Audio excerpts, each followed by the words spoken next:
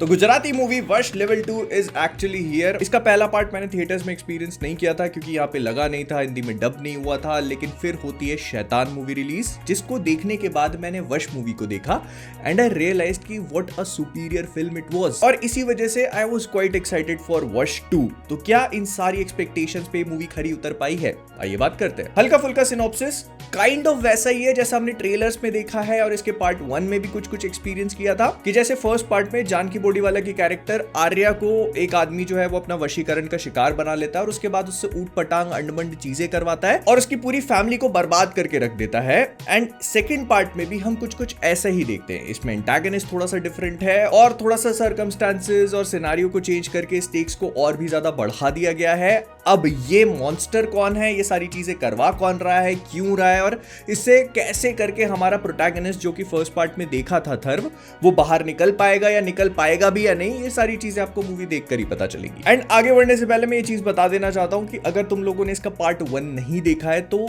ये देखना जरूरी है। मतलब मूवी जो है पार्ट 2 पार्ट 1 का ही कंटिन्यूएशन और नहीं, शैतान से काम नहीं चलने वाला। बिकॉज शैतान और वश में एक बहुत ही की डिफरेंस है उन दोनों मूवीज की एंडिंग का। मैं तुम्हारे लिए इसको स्पॉइल नहीं करना चाहता, लेकिन हाँ, अगर तुमने शैतान देखी और वश नहीं देखी तो तुम्हारे लिए ये रिकमेंडेशन होगी कि तुम वश के आखिरी का क्लाइमैक्स और उसका पूरा थर्ड एक्ट देख लो, तो उससे तुमको एक बहुत ही अच्छा आइडिया लग जाएगा कि ये मूवी कहां खत्म हो रही है। ऑल्दो आई वुड रिकमेंड कि हाँ, वश पूरी मूवी देखो बिकॉज उसके परफॉर्मेंसेस और उसका direction and everything is quite superior. तो मैंने वश 2 एक्सपीरियंस करी हिंदी डबिंग के साथ थिएटर में and it was quite a good experience. सबसे पहले हिंदी डबिंग के साथ सेटल डाउन होने में थोड़ा सा टाइम लगता है, लेकिन once you get into the vibe you realise कि हाँ, इसको हिंदी में काफी अच्छे से डब किया हुआ है। अगर थोड़ी बहुत चीखों को निकाल दिया जाए, मैं स्पॉइल नहीं करूंगा, बस इतना कहूंगा कि कुछ ऐसी चीजें होती हैं जिस वजह से ना चीखना चिल्लाना बहुत ही अलग लेवल पे चले जाता है और करीब 10-15 मिनट तक तुम सिर्फ चीखे सुनते हो और तुमको वो केओस फील करवाया जाता है। आई अंडरस्टैंड कि यहाँ पर ये लोग क्या करने की कोशिश कर रहे थे, लेकिन हाँ, अगर मतलब ऐसा है तो थोड़ा सा बिवेयर। फिर ना मूवी अपने कैरेक्टर्स को बहुत अच्छे से हैंडल करती है। बिकॉज तुम इमेजिन करो कि एक स्कूल की कुछ बच्चियों को एक बंदा आकर के विक्टिमाइज कर रहा है, तो आपको उनके साथ कनेक्ट होने के लिए थोड़ा बहुत उनको जानना भी पड़ेगा। तो मूवी की स्टार्टिंग के 5-10 मिनट में इनका एक बहुत ही बेहतरीन सा इंट्रोडक्शन है जहां पर हम कई सारे अलग अलग कैरेक्टर्स को पहली बार देखते हैं और उन 10 मिनट में ना आपको कोई भी कैरेक्टर रिपीट नहीं दिखाया जाता। हर कहानी एक नई लड़की की है कि कैसे वो अपनी फैमिली में रह रही है, कैसे उसकी फैमिली वाले उसको ट्रीट कर रहे हैं और यहाँ से ना एक छोटा सा बैकग्राउंड मिल जाता है। फिर इसके बाद अगर मैं डायरेक्शन की बात करूं तो इसके डायरेक्टर वही फर्स्ट पार्ट वाले सेम है and he has done a brilliant job. मतलब मूवी के 10-20 मिनट में एक ऐसा शॉट है जहां पर एक ड्रोन है वो पैसेज से निकलता है और आपको ऐसा लगता है कि आप उसी स्कूल के पैसेज में, मतलब अपने स्कूल में जो हॉलवेज होते हैं ना, वहां से निकल रहे हो और वहां से स्कूल के मेन गेट से बाहर निकलकर पूरे स्कूल का एक वाइड एंगल शॉट देता है और उसमें एक बहुत ही अनसेटलिंग क्रीपी सा ऑमनियस म्यूजिक दिया हुआ है एंड तुमको समझ में आ जाता है कि यहाँ पर कुछ बहुत ही बुरा होने वाला है।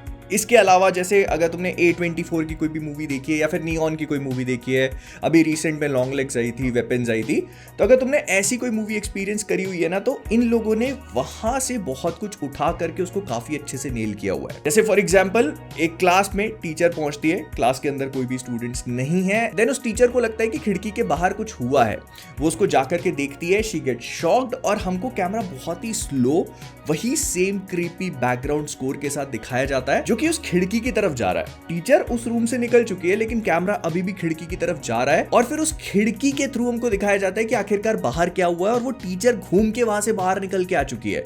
This is done in a single take और वो ना एक बहुत ही अच्छा सा कनेक्शन एस्टैब्लिश करता है।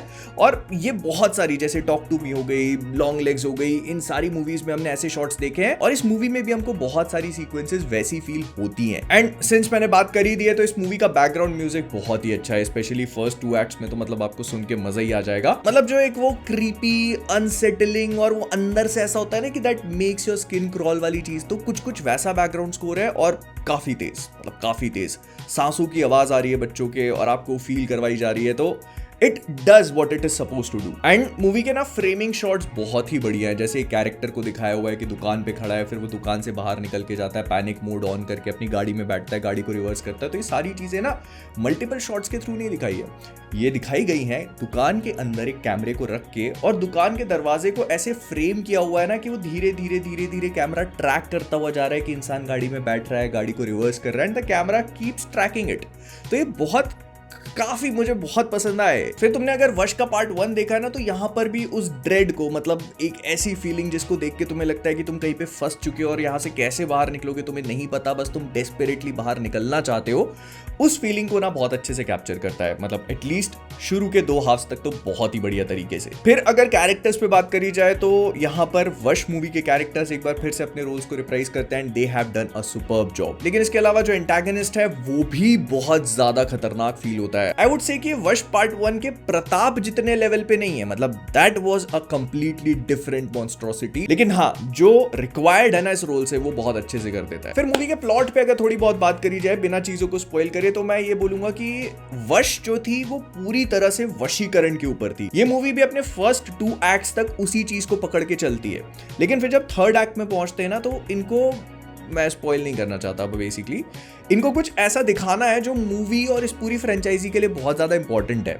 और उस वजह से ये जो अपना मेन प्लॉट है उससे थोड़ा सा साइड ट्रैक होती है और वहां पर हमको एक कंक्लूजन देने की कोशिश करती है, which kind of worked for me, because वहां पर बहुत ही बढ़िया इमोशंस और जो परफॉर्मेंसेस डिलीवर करे हैं specially Janki Bodiwala, that is like hats off man, बहुत ही बेहतरीन, मजा आ जाता है देखने में। तो अगर तुम डिसाइड नहीं कर पा रहे हो कि मूवी देखनी है या नहीं, तो मैं इजी कर देता हूं। अगर तुमने वश फर्स्ट पार्ट देखा है and you want something like that, definitely go for it. अगर तुमने शैतान देखी है और तुम्हें वो भी पसंद आई थी, तो आई वुड से कि डेफिनेटली गो फॉर इट, लेकिन वश की एंडिंग को एक बार चेकआउट कर लेना। फिर इसके बाद अगर तुम हॉरर एक्सपेक्ट करके जा रहे हो तो नहीं, it is not going to work for you. तुमको अगर वो अनसेटलिंग और वो क्रीपी और ऐसा लगता है ना कि वो फीलिंग ऑफ ड्रेड वाली मूवीज पसंद है जो कि साइकोलॉजिकल थ्रिलर होती है, तो ये उस कैटेगरी में फॉल करती है। अगर तुम एंजॉय करते हो डेफिनेटली गो फॉर इट। तो वश लेवल 2 मेरे लिए काफी बढ़िया मूवी थी। आई वुड नॉट माइंड कि अगर ये इसके अगले पार्ट्स भी लेकर आएंगे तो। हाँ, ये बात जरूर है कि मूवी थोड़ी सी छोटी फील होती है। आई वुड हैव लाइक्ड कि अगर ये जो दूसरी बच्चियां थी जिनको हमको स्टार्टिंग में इंट्रोड्यूस करवाया गया था, उनकी फैमिली वालों को, उनके बैकग्राउंड को थोड़ा सा और टाइम देते